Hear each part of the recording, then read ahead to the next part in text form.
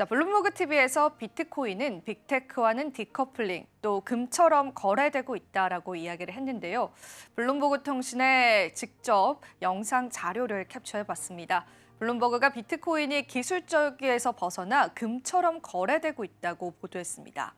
비트코인 매거진 편집장 출신으로 이 비트코인 역사학자인 피터 리조는요, 22일 X에 관련한 동영상을 이처럼 공유하기도 했는데요. 리조는 전 세계적으로 널리 퍼질 것이다라고 이야기를 했습니다. 블룸버그는 비트코인이 안전한 피난처처럼 움직인다라고 하면서 비트코인과 금 빅테크의 차트를 비교하기도 했습니다. 비트코인은 미국 트럼프 대통령이 파월 연준 의장을 압박하는 모습을 보인 21일 현지 시간 미국 증시가 급락했는데 상승, 또 빅테크와 디커플링하는 모습을 보여줬습니다. 관련한 차트 자료를 직접 보실 수가 있습니다. 오히려 미국에 있는 빅테크 기업과는 디커플링 형상을 보여오면서 최근에는요, 골드와의 상관관계가 더욱더 높아지고 있다는 게 확인되는 차트이기도 하죠. 이처럼 지금 현재 금융시장에서 비트코인은 위험 자산에 포함이 될 것이냐 아니면 안전 자산의 성격을 띨 것이냐에 관해서 많은 의견들이 오가고 있는 상황입니다. 우리가 계속 시장의 흐름은 지켜봐야 될 것 같습니다. 비트코인 같은 경우에는 다른 자산들 역사 대비해서는 대략 15년밖에 되지 않은 신흥시장이기 때문에요. 지금까지 나왔던 데이터 분석으로 시장의 패턴을 분석한다는 건 사실상 무리이다라는 그런 의견도 있습니다. 자, 이어지는 소식 바로 한번 살펴볼 텐데요. 이번에는 이 의견과는 상반된 의견입니다. 비트코인과 미국 증시 디커플링과 장기 추세 단어는 시기상조다라는 이야기도 나왔습니다. 비트코인과 미국 증시의 디커플링 현상이 장기적인 추세로 자리 잡았는지 말하기에는 너무나 이르다고 애널리스트들이 분석했습니다. 디크립트에 따르면 윈터뮤트 OTC 트레이더 제이크 오스트로부키는요, 주식과 비트코인의 괴리가 단순히 달러 가치 하락과 연관돼 있다면 단기적으로만 지속될 수 있다. DXY가 안정되면 디커플링은 끝날 수 있다고 이야기했습니다. 코인베이스 인스티튜셔널 리서치 리드 데이비드 동은요, 미국의 부채 상황과 트럼프의 파월 저격 등 달러 가치 하락 우려가 커지고 있고 다양한 시장 상황에서 비트코인의 가격 동향을 지켜봐야만 디커플링이 장기 추세인지를 확인할 수 있다고 설명했습니다. 앞선 내용과는 상반된 의견도 애널리스트들 사이에서 나오고 있는 시점입니다. 실제로 최근에 달러 약세를 나타냈었죠. 달러 인덱스는 비트코인 가격과는 원래 역상과 관계를 보여주고 있기 때문에요. 달러 가격이 안정화된 이후의 비트코인의 흐름을 봐야 한다는 분석입니다. 지금까지 금융시장의 역사에서는요, 달러와 금은 안전자산, 그리고 주식은 위험자산 취급을 받고 있습니다. 그럼 과연 비트코인이 어떤 자산과의 연관성을 더 많이 가져가느냐에 따라서 향후에 비트코인의 방향성을 알아갈 수가 있고요. 비트코인 투자에 관한 철칙을 우리가 세울 수 있습니다. 하지만 앞서 말씀드린 것처럼 너무나 짧은 역사를 가지고 있기 때문에요. 시장에서 상반된 의견이 나오고 있고요. 아직까지는 우리가 비트코인의 역사를 더 긴 호흡으로 바라보고 결론을 내는 게 올바를 것 같습니다. 다양한 시장의 견해들 체크해 보셨다고 소화해 보시면 좋겠습니다. 자, 다음 소식도 바로 한번 살펴보시죠. 이번엔 테슬라 이야기입니다. 올 1분기에 비트코인 매도를 하지 않았다라는 분석이 나왔습니다. 테슬라가 2025년 1분기 실적 보고를 통해서 해당 기간 동안 비트코인을 매각하지 않았다고 밝혔습니다.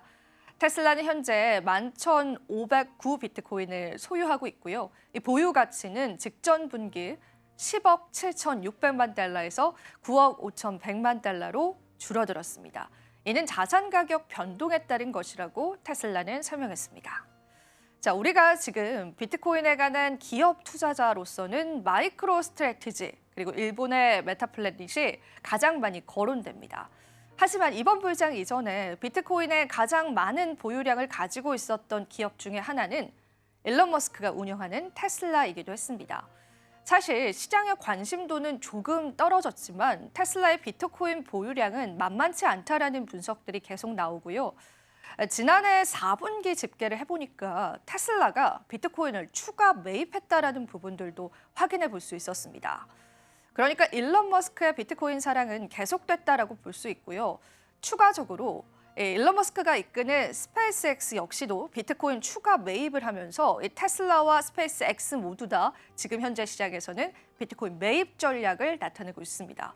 물론 일전에 테슬라가 비트코인을 매도하면서 이익을 챙겨가기도 했었지만 그 매도는 멈췄고요. 추가적인 매집을 하면서 이 시장에서 또 하나 중요한 유동성 있는 기업으로 떠오르고 있습니다. 물론 최근에 일론 머스크에 관한 여론이 좋지는 않지만 테슬라의 비트코인 사랑은 계속된다는 관점 하에서 테슬라가 언제 비트코인을 매입하고 매도하는지 역시도 우리 시장에 단기적인 충격을 줄 수 있다는 거 체크해 보시고요.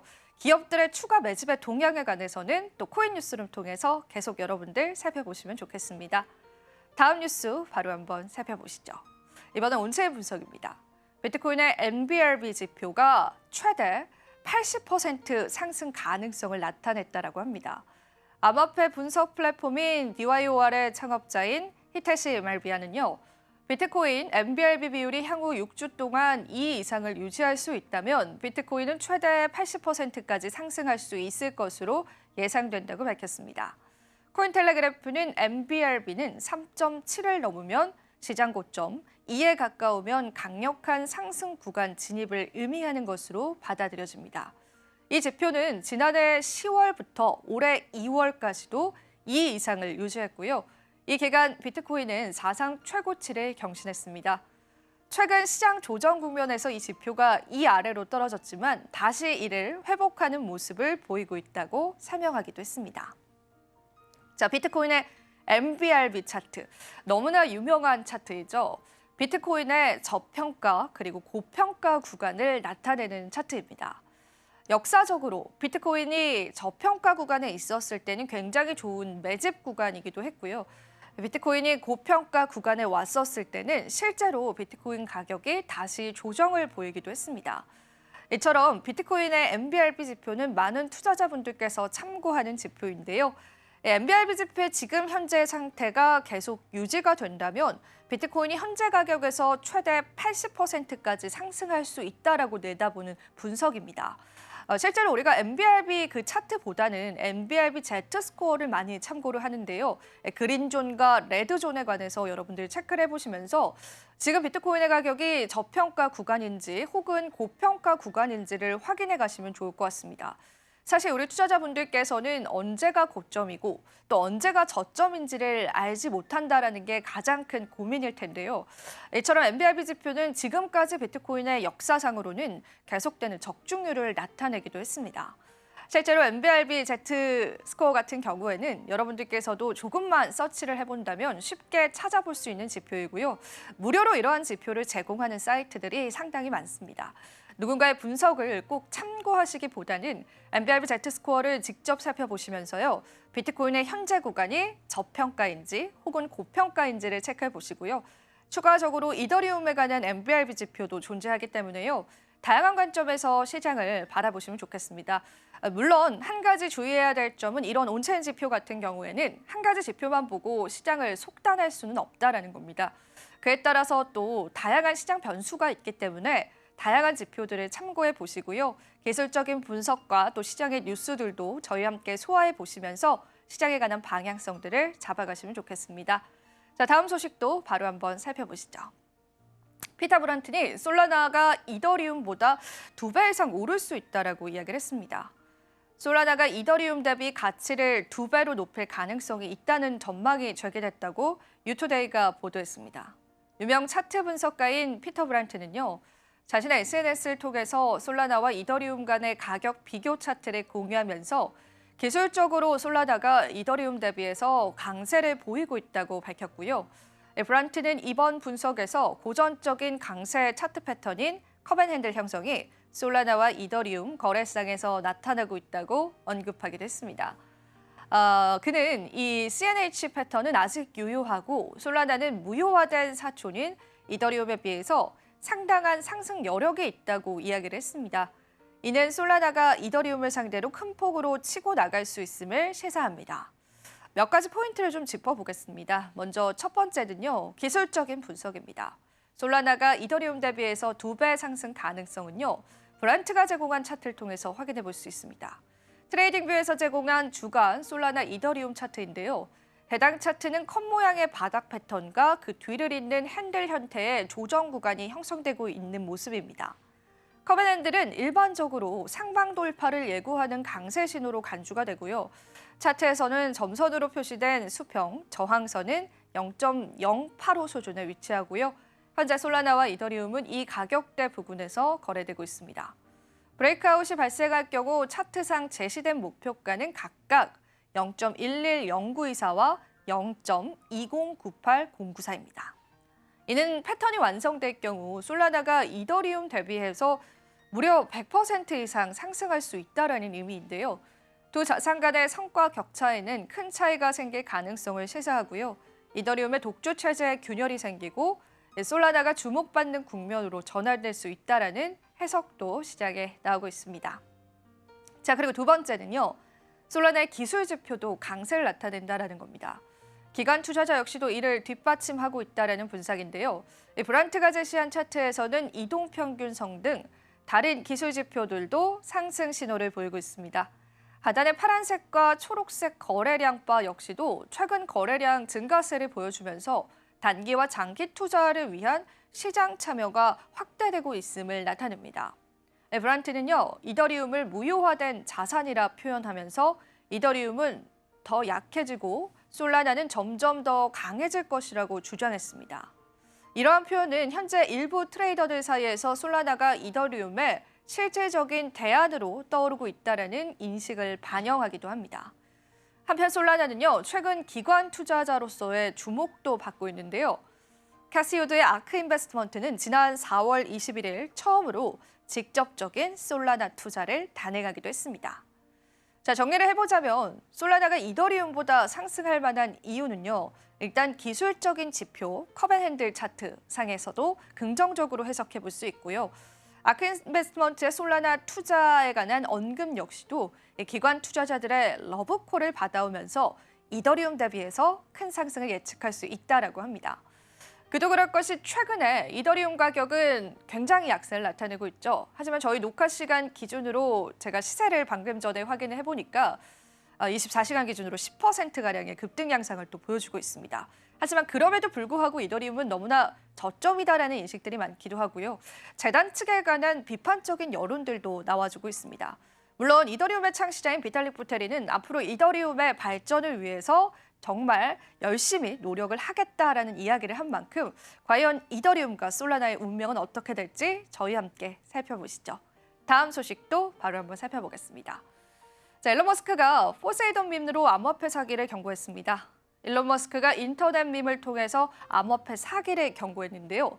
그는 X의 바다이신 포세이돈이 등장하는 밈을 공유했고요. 이 밈에는 포세이돈은 삼지창을 들고 있으며 예쁜 여자가 암호화폐 얘기를 하면서 문자를 보낸다면 그를 차단하라라는 문구가 포함되어 있습니다. 머스크는 특별한 설명 없이 웃음 이모티콘을 붙이면서요. 이 밈에 관한 자신의 SNS에 올리기도 했습니다. 최근에 암호화폐 사기는요. 매력적인 프로필 사진을 이용해서 SNS나 메신저로 접근한 이후에요. 투자 수익을 유도하는 방식이 대표적입니다. 전문가들이 이런 방식이 소셜 피싱으로 분류된다고 말했고요. 소셜 피싱은 일반 피싱보다 더 교묘하고 설득력이 있어서 주의가 필요하다. 그리고 한 보안 전문가는 진짜 투자 정보는 공개된 공식 채널에서 확인해야 한다며 모르는 사람과의 대화를 피하는 게 가장 안전한 방법이라고 조언하기도 했습니다. 일론 머스크의 밈코인 사기 경고 같이 한번 체크해 보셨습니다. 마지막 소식 바로 한번 살펴보시죠. 작년에 스테이블코인 거래량이요. 비자를 추월했습니다.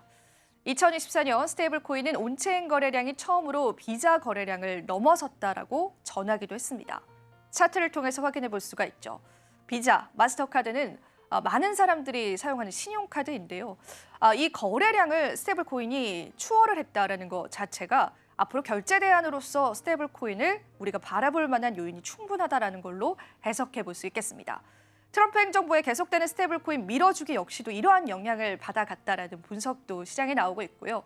과연 스테이블코인에 관한 계속되는 시장 방향성들이 어떻게 나타날지의 여부들도 여러분들이 한번 유심하게 살펴보시면 좋겠습니다. 스테이블코인에 관한 거래량이 늘었다라는 건 암호화폐 시장에 관한 예측임이 늘었다라고 해석해 볼 수도 있습니다.